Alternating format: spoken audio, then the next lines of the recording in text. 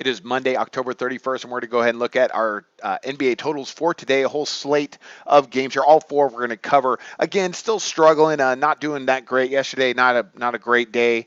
Saturday was a positive day, so we're still kind of getting our ground here as we learn more about these teams and the pace they're going to go. How efficient they're going to be, their defensive schemes, things like that. How they're matching up with other teams as well as we continue. First week is in the books, so it definitely was not a positive week for my sides or my totals. So hopefully you faded me and you made a little bit of money there, but we're going to get back on track. November, I believe, is going to be a positive month. Just unfortunately, we had a really bad first week of the season, and that happens. I think that happens to every handicapper. I know that happens to every handicapper. Anybody that tells you they're positive every week or every month is a liar. It just simply is not true. It doesn't happen. You're not going to win every month of the year, and you're not going to win every week. That's for sure. So it was a bad first week, but we're going to go ahead and keep grinding away here. Let's go ahead. Let's start breaking these games down. And the first one up we got is Sacramento, Atlanta. We're going to go under the total of 201.5. That's at Pinnacle Sports right now. You look at Sacramento, we got Dave Jorger. It's still they've actually put up some points except for their loss against San Antonio where they only scored 94, but they've been pretty efficient, but they're still only averaging, they rank 27th in attempts. They're averaging about 80 attempts per game. Then you got Atlanta. They're averaging 19 attempts per game. And you look at Jorger and Budenholzer, two defensive coaches, really, essentially. In Atlanta also, I mean, they've scored 114, 104 points. They're the home team here. But defensively, you're talking about an Atlanta team that's only allowing 85.5 points in their first couple games here in Sacramento, allowing almost 100 points per game. So they've been decent in that aspect. But with the pace of this game, also Sacramento's, they really want to go slow. It seems like that's what Jorger has implemented. They're allowing under 80 attempts per game. So look for this really to be a grind out sort of game defensively.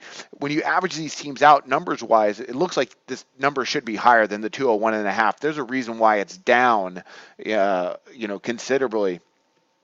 Just with their average scores, averaging them up to give us a final there. That's not going to work out. So we're going to go under the total 201.5. I believe, this is going to be a lower scoring affair than most people anticipate. Next game we got up is Denver, Toronto.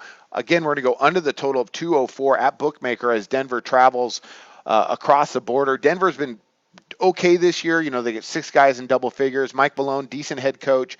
But you're talking about a Toronto team. I think they're going to set the tempo and the pace, and they're a defensive team first. You saw how they played against Cleveland. They really tried to grind it out with the Cavs. They're allowing just 92.5 points per game so far this season, but they're also allowing just 81.5 attempts. So I think they're going to control that sort of tempo when Denver comes in. And Denver's not, this isn't the George Karl Denver Nuggets where they just want to get up and down. They're going to play some defense. They rank 8th in opponent shooting efficiency. So I think we're going to be able to stay under this 204 if these guys step up and play a little bit of D, and I don't think it's going to be a very fast-paced game. All right, next up we got Chicago and Brooklyn. I got to play on this also, and here's the total play for that one. We're going to go over the 211.5 like we did with Chicago taking on Indiana the other night. Both these teams are off some rest, but wow, you're talking about a Chicago team right now. They're averaging over 111 points. They really push pace. They're 12th in attempts right now. Brooklyn, they're 11th in attempts. I think Kenny Atkinson done a nice job with them. They're averaging 109 points per game. But then we look at them defensively, and this is why I really like the game, is Brooklyn, they're allowing right now almost 92 attempts per game, and that's right in Chicago's wheelhouse because Hoiberg wants to get them going and get them in space and get up and down the floor. Let Rondo go ahead and push the tempo. Right now, again, that over is it's 211.5. I'm going to make a play on the over, and that's at Bet Online. In case I didn't mention that, I think I did. Brooklyn right now, they're defensively, they're not good. They're allowing over 50% in opponent effective field goal percentage. That's a bad stat. And Chicago, they rank as one of the worst in that category, 54%. So I expect Brooklyn to be able to probably hang in with this one and go ahead and score. Both these teams should score over 100 points, which is going to help us get over that 211.5. This should be a really fast-paced game, and I look for them to get up and down the floor. So until Chicago shows me something different, they're really an over team right now, and I think they're going to bring that sort of mindset into Brooklyn. I think Brooklyn's more than happy. And Brooklyn, they've got some guys, scoring. They got 6 guys, as I mentioned, I believe I mentioned, in double figures. So they're Lynn's playing really well, and that they're going to be able to score against a pretty bad Chicago defense. At least that's how I see it. So 211.5 on that one. We're going to go over the total. Last one we got is Phoenix and the Los Angeles Clippers, and we're going to go over the total of 208.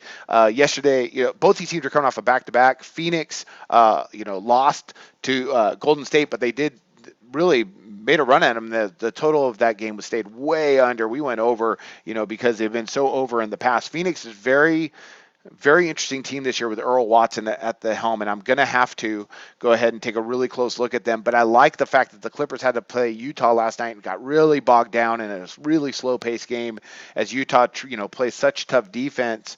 And what was another side loser for me, to be honest, backing Utah. But the Clippers grinded it out, and they ended up with an 88-75 win.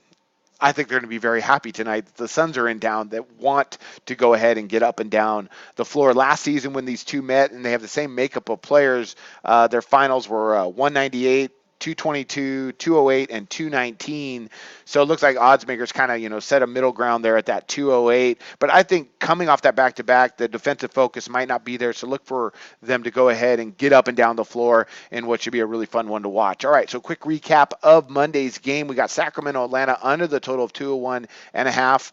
At Pinnacle Sports. Denver, Toronto under the total of 204 at Bookmaker. Chicago, Brooklyn over the total of 211.5 at BetOnline. And Phoenix and Los Angeles over the total of 208. And that's at any SBR Sportsbook. Right now it's across the board, so you want to take a look at the best odds. So we will get on track for November, although this is the last day of October. Let's see if we can have a positive day.